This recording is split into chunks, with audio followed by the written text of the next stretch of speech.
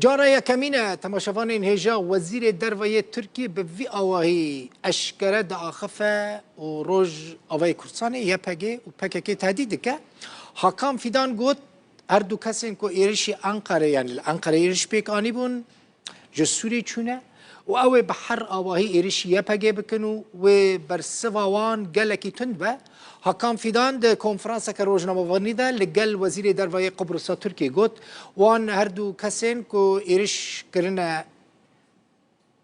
هاتنه کشتن او هر دو کس جسوری چونه ترکیه و لانقره او ایرش پیک آنینه او کس لسوری هاتنه پرورده کرن و لترکیه وان او ایرش پیک آنینه و دبیجه و ایرشین ترکیه وان پوشمان بکن فیدان ده داخویانی خدا گوت چلا عراقی به چجیل سوری به او ایریشی پکه ویا پکه بکن همو جهن وان ین لوجستیکی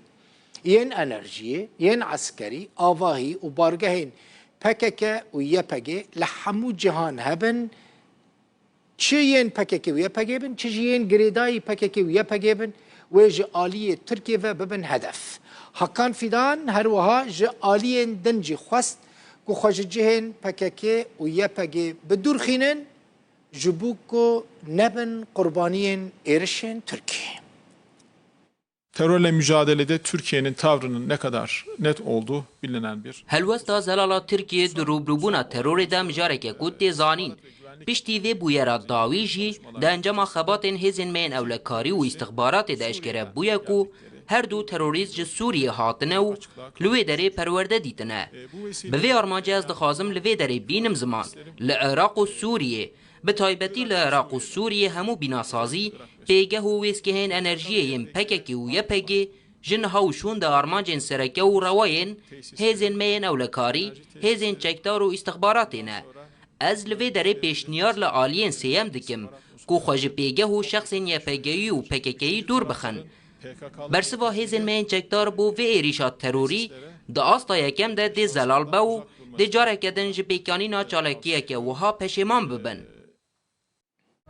نوچهک لزگین هیا تماشاوان هجا مظلوم عبدی فرماندار گشتی هزین سوریه دموکراتیک حسده داخویانیک بلافکر تیدا او گوتنین وزیر درویه ترکیه حکام فیدان کو گوتبو کسین لانقره ایرش پیک آنینه جه سوریه جروج آوای کورسان چونه ترکیه گوت نراسته او کسین کو لانقره ایرش پیک آنینه جه سوریه یعنی جه نافچین رو ببریه خسر در باسی ترکیه نبونه و دبیجه تنه داخویانی وزیر دروا یه ترکیه اوه که حجته که ببینن جبو که ایرشی روز آوای کردستانی بکن و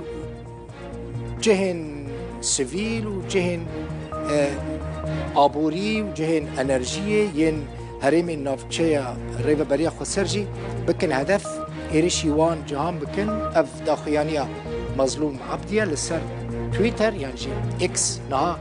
بلاو بویا بعربیه هم دبینن دبیجه اف